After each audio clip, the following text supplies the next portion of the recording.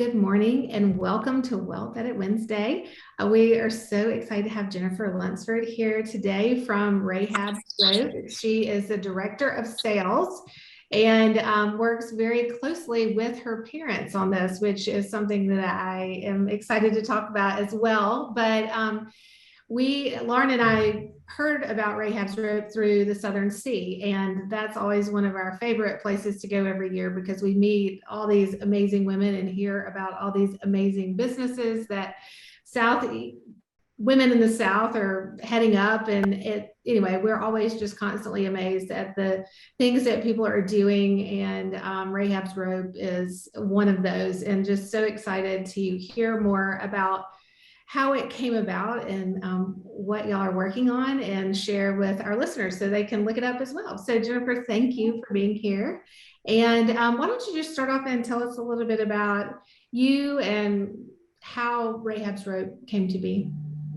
Sure. Well, first, thank you so much for having me. I was so excited to meet you all at the Southern Sea. I love going to that conference and just all the connections made. It's great.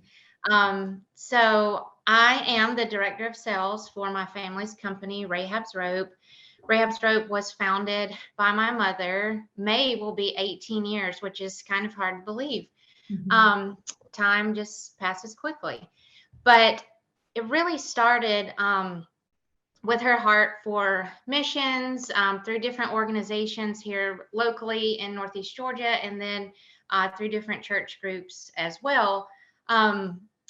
But my parents and I took a trip to India back in 2000, and that's where we learned about this issue of human trafficking. And that long ago, nobody heard of trafficking, and especially here in the U.S.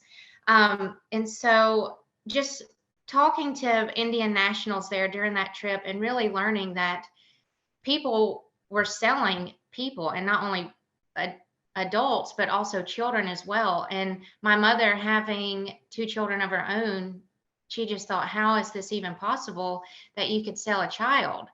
So that really struck a chord with her. And then when we got home from that trip, she started doing her research on it, and came across a YouTube video that really hit home with her. And it was a young woman about the age of 18 at the time. And she had been trafficked from about the age of 5. And she wasn't looking for a handout. She was just looking for somebody to simply teach her a trade, to give her an opportunity to do something.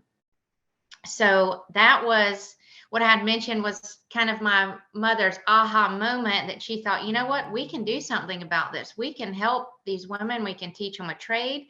The goal was not to just fundraise, but really dive in and find out their interests. Because again, it's almost like with these 18 to even 25-year-olds, it's more of a childlike mentality because they've not been educated. They've just never had any opportunity. A lot of them couldn't read or write when we first met them.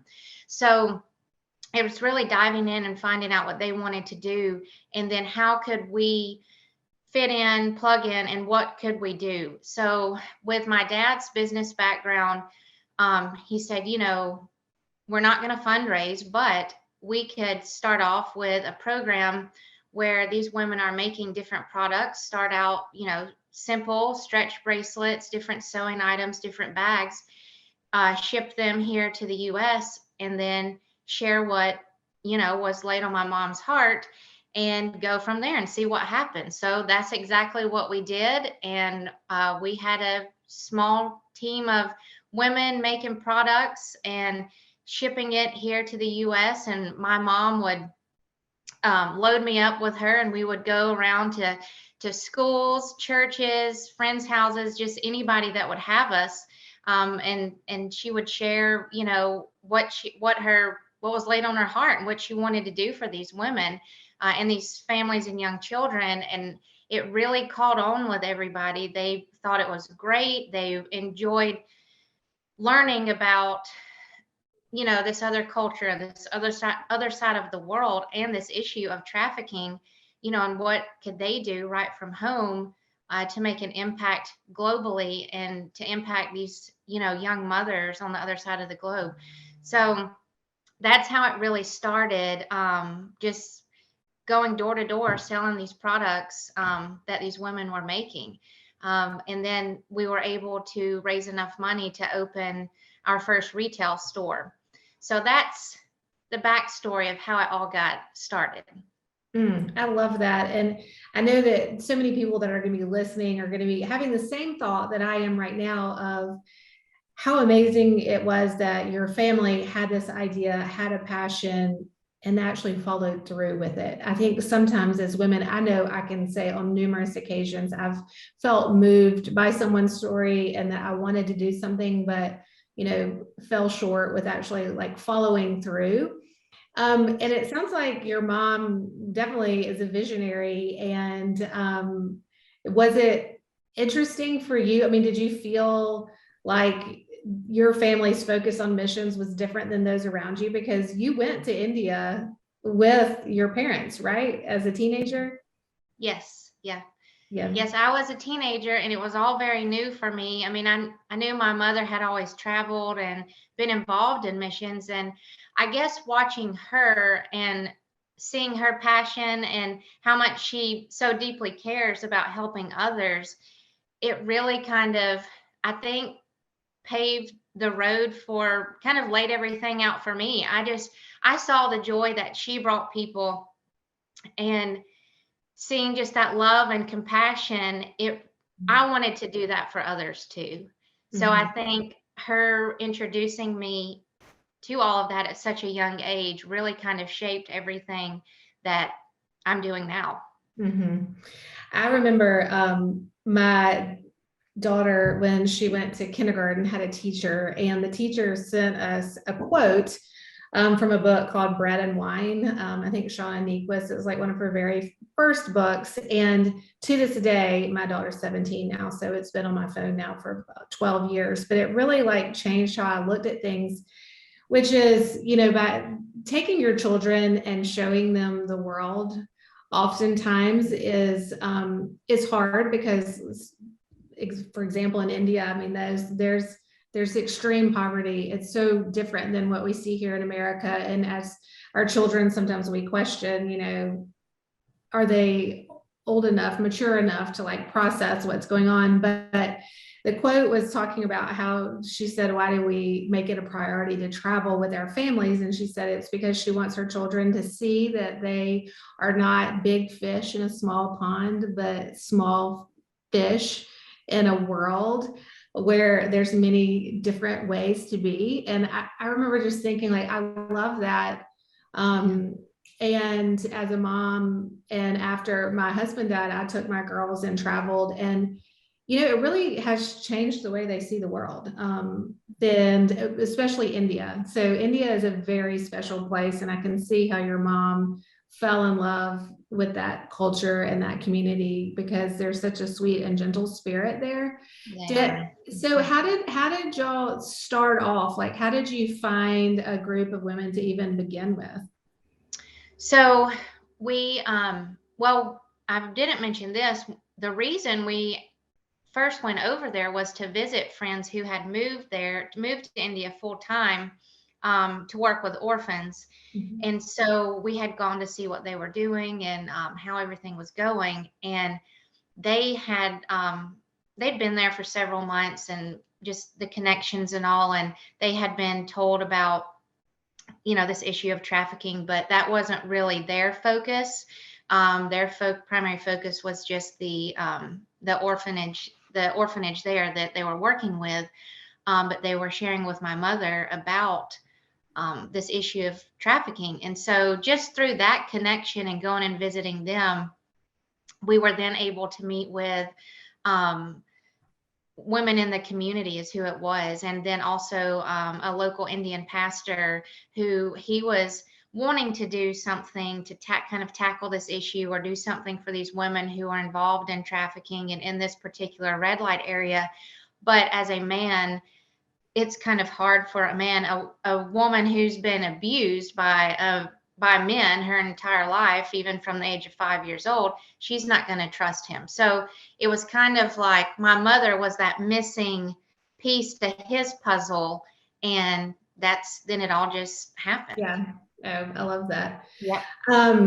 Okay, so let's now shift gears a little bit to like the actual business side of what you do and what that looks like. So another thing I'd love to talk about is working with your parents and having like the generational shift where so you've got your mom and dad that started, they work together as partners, and then you choose to go into business with them. So how did that come about? Was that something you knew you wanted to do from the beginning?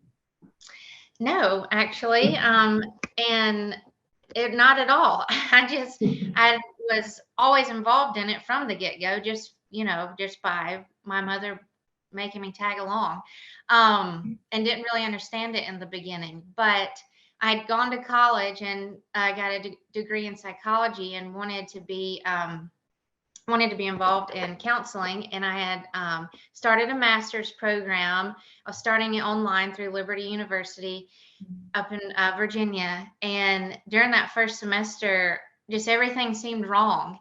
And I was praying and I was thinking about it, and I thought, okay, this is not what I'm supposed to be doing here. And I've spent this time, getting my degree in psychology and had this goal of counseling, and then everything shifted. So just it didn't seem right in my gut or my heart. And I had talked to my parents, and so at the time I first spoke with them, things were still gradually growing, kind of slowly.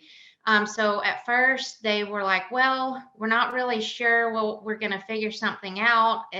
But if you feel like this is what you want to do, we'll, see what happens. And so we actually started off with the in-home parties, and I came on board full time. I dropped out of my master's classes and just said, okay, this is what I'm doing. I'm going down a different path here. So I just took a leap of faith, and off we went. So we started out with the in-home parties where we would ship product to women, and women would have parties locally, just like any other in-home party, and they could shop right from the box, the kit that they received, and we would send literature. And the first year, we had about 30 parties, and then those quickly grew and to over 200. And then the last 2 years we did was over 350 parties. So that was a really great way to get the word out on Rahab's Rope.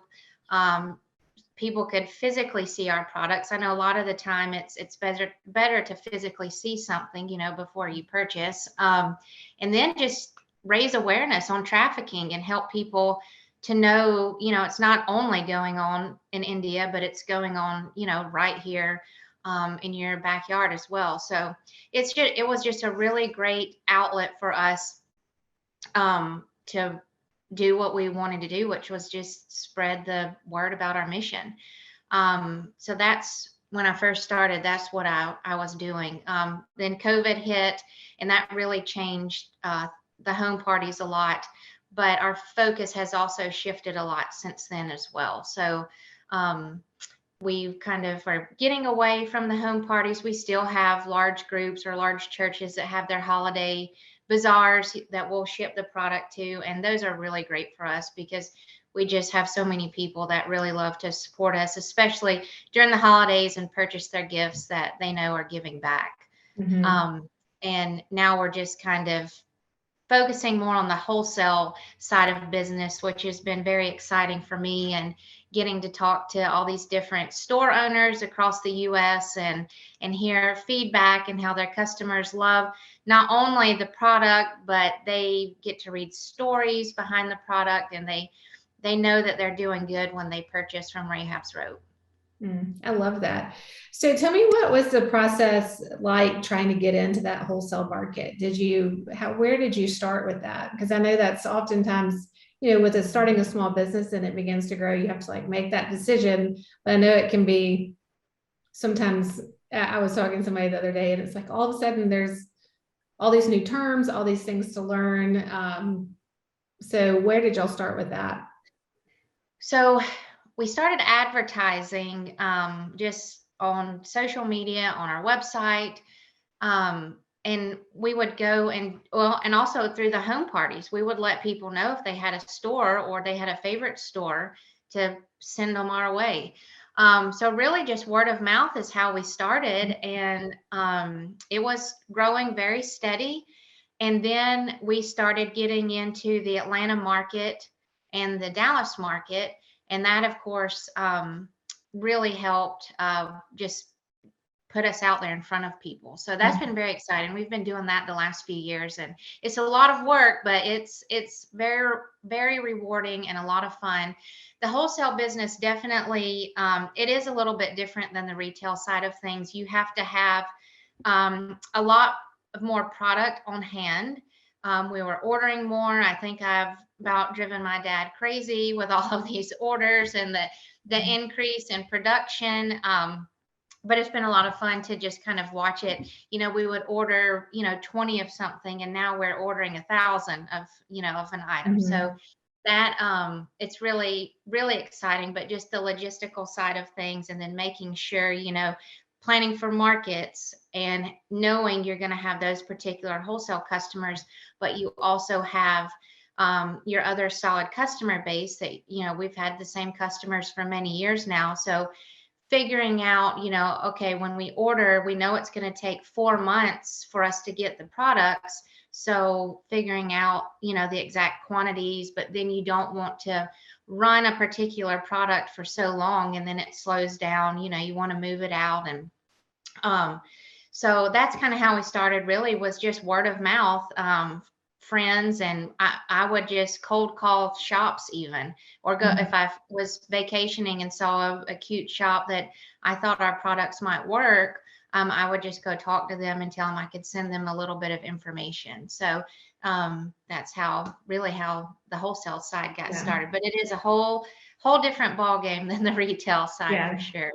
Well, and I think to your point, though, sometimes it's just getting out there and kind of hustling. I mean, it seems complicated, it seems daunting, but sometimes it's just hopping out of the car when you see something that you think is a good fit and being like, hey, here's my product, and having literature and things like that on hand to share.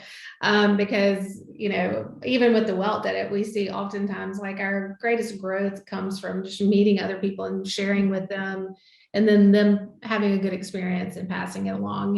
We can spend money on marketing and all that, but truly when it comes down to it, it's like people, they love a good cause, but they also enjoy meeting the face behind the product and being able to make it personalized.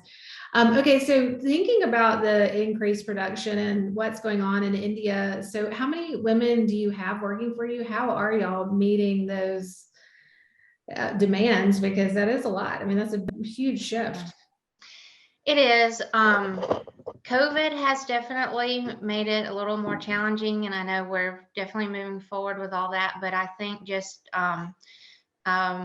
with the artisans, some of the artisans in more of the remote areas not being able to come to the different centers that we have, just trying to pivot and all those different obstacles that have come up over the last couple of years. But just trying to still continue, our work and be sure that we are meeting the needs and that the women are still getting the same amount of money. We've been really fortunate. We weren't really affected that much. We had some that weren't able to come to the centers. We have 5 different centers in India where they come and they make the products that are shipped here. And then we have our different artisan partners.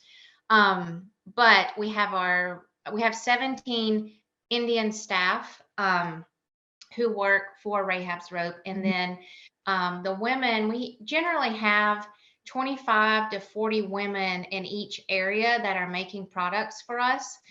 So we even had some of our staff that they were able to just drive out and take, the different sewing items, take a sewing machine so that they could continue production through kind of the more difficult COVID times that we were in when it first started.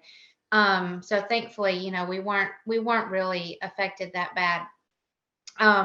We have our different artisan partners in 3 different areas of India, and that's where a lot of our bigger production comes from. Our women aren't able to mass produce like some of our other artisan partners. They employ anywhere from 100 to 850 artisans Oh, wow. at a time. So they can really, some of our larger orders, they can really crank those out and get those to us.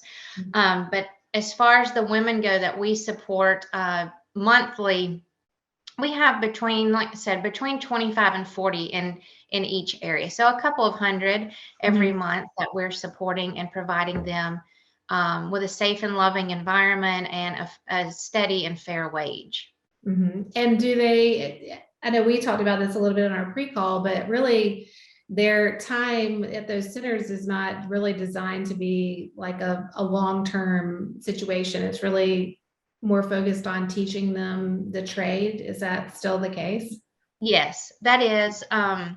We have some who've been with us since the beginning, and then some women, they are just, once they go through their whole almost rehabilitation process of just, overcoming the abuse. A lot of, not all of them have gone through the trauma and abuse, but a large number of them have. And once they kind of get to where, all right, it's time where, you can be focusing on what it is exactly that you would like to do with your life, then we start there. We, just like you guys, every woman is different, and you have to meet the needs of each individual person. We're not all the same. So that part is really fun to me and interesting, and finding out what it is they want to do. We've sent women to cosmetology school, to nursing school. We've had some open their own businesses. So our end goal isn't to employ these women indefinitely, but it's to help them get on their feet, whatever it is they need, so that they can have a clear mind, and they are then able to go back out into their community in a positive and contributing way. That is our end goal. And if they want to stay with us indefinitely, then we're happy to have them too. But we really want to push them and find out what's inside of them that they want to do with their life. I love that. So is the rehabilitation period, is it counseling? Is there housing available, or is it, what does that look like? Yeah, so the 5, it's like apartments that we rent in India. And so the bottom level is for the vocational training, education. They're making a lot of the products. And then the other levels in the apartments, we can house women if needed. The rehabilitation process, we have full-time social workers there. Some of the women, they've had a lot of years of drugs and alcohol. So working with them on dealing with that and overcoming those addictions.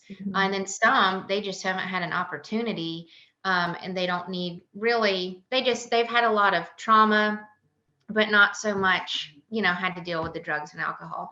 So it's just, again, meeting the needs of each different one. They each go through a different assessment, and then we just kind of go from there. Well, this is so inspiring to hear the story. And I actually told my 17-year-old about Rahab's Rope last night. We were in the car and she said, "Can we go with them?" I told him. And so y'all have in the past taken groups to be a part of the missions. Yes. You think that might come back? Yes, we're thinking it might be possible the end of the year. I had mentioned on our pre-call, I'm finally get to go back in May, and I'm super excited to go.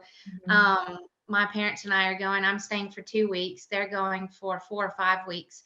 But we're going to see how everything is when we go in May. But from what we're hearing right now, we might be able to take some teams at the end of the year. We've always done a Christmas trip, and we provide a new dress and a new Indian dress, and a bunch of just essentials that they need, and a nice dinner for the women in each of the different areas. So I think last Christmas, which no one got to no one stateside was able to go, but I believe it was, I think we gave over 1,000 dresses and provided meals to over 1,000 women, and then also their children as well. So I remember the first year we did that, and I think we had maybe 15 or 18 women come. And so just seeing that grow is just really exciting. But yes, the trips we would take about 3 times a year, we would take trips pre-COVID. So hopefully we're going to be able to pick those back up the end of this year. Well, I could talk for days. So can you tell everybody how they can find Rahab's Rope? What's the best way to connect?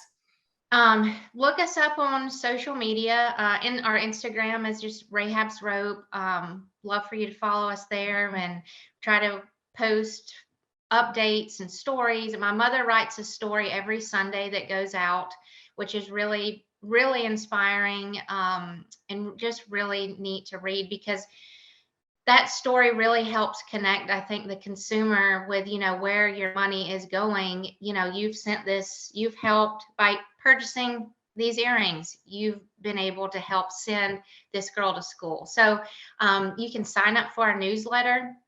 You can go on our website. It's rahabsrope.com. And at the bottom of the homepage there, you'll see where you can subscribe to our newsletter, and you will get all of our sales and updates, and then that Sunday story that my mother sends out. So I always look forward to reading that.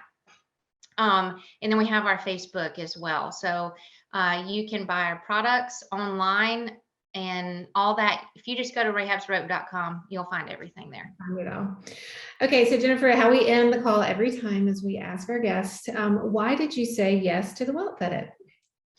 Well, I love, after learning about you at the Southern Sea, I just really love the community that you've created, and how you like us, you just really meet the needs of each individual person, and you help them find that balance of life, of finances and work, and what does your roadmap look like here, and how can we help you meet your specific needs. So I think what you all have created is just a really fascinating community, and I just love that you offer that balance to people and make it seem attainable, and not such, I know finances can seem like something that a lot of people and women just don't want to tackle or don't want to deal with. But I think the way you all do it, and the community you create, and how you connect women and share stories, it makes it seem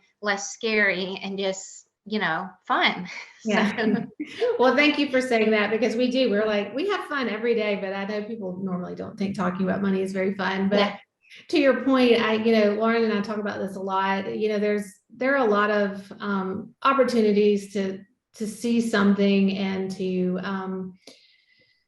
to like think, wow, that's a worthy cause, and maybe give money to it or something like that. But then to like actually take the step and to go in and like community with people and really get to know them and try to address their needs. That's something that for many, oftentimes it seems like it's almost too difficult to ever make happen. But what Lauren and I found, and I can just hear it in your voice too, it's so rewarding, because like with money, we're like, there's a lot of people out there that are giving free resources online that you can read. But like at the Wealth Edit, we really want to like come sit on the bench with you and figure out like, how can we make this happen? What do you want to do moving forward? And it's the same thing that y'all are doing in India. And I love just the parallels there. So thank you so much for being here today. We love learning more. I'm going to go follow and get on the newsletter, because I love a good story.